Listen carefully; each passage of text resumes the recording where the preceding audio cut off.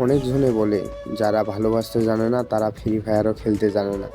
হ্যাঁ, এটা বাস্তব। যারা একবার ভালোবাসা করে ধোঁকা খেয়েছে, বাঁশ খেয়েছে, তারাই জানে যে ফ্রি ফায়ারের কতটা মর্যাদা, কতটা ভালোবাসা।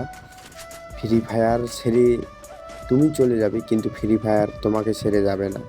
এটা হ্যাঁ সত্যি কথা।